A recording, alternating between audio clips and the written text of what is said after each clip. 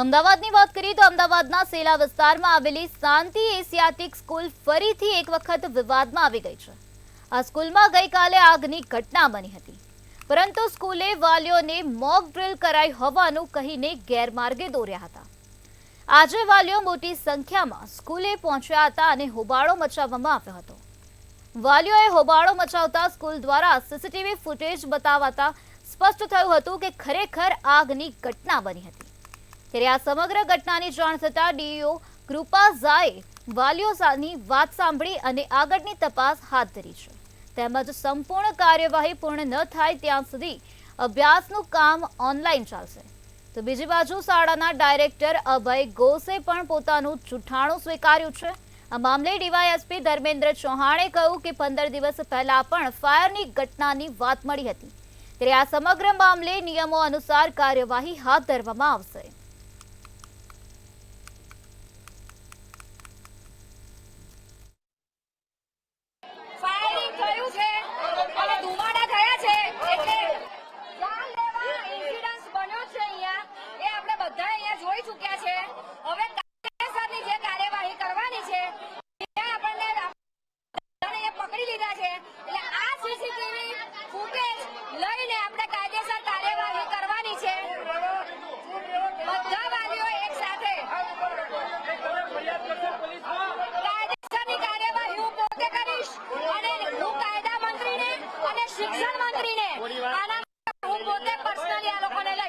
रुचि दवे एना class teacher fees and medical leave माटे एना 50 फोन इवन एना ब्लड ग्रुप नो डॉक्यूमेंट आप्यो है ने तो चालू ऑफिसे मने एटलीस्ट 5 થી 10 फोन आया करे छे। आ थયું तो केम इन्फॉर्म नत करता?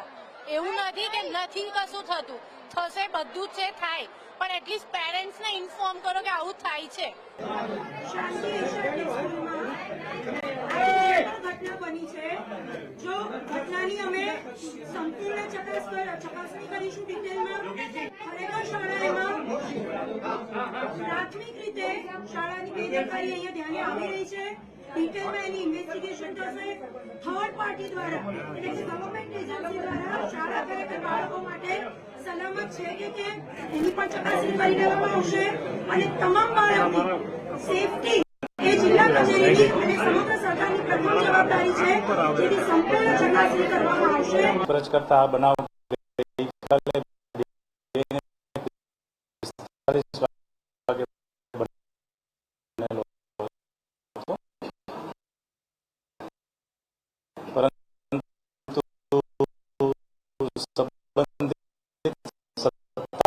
તરફથી આ બાબતે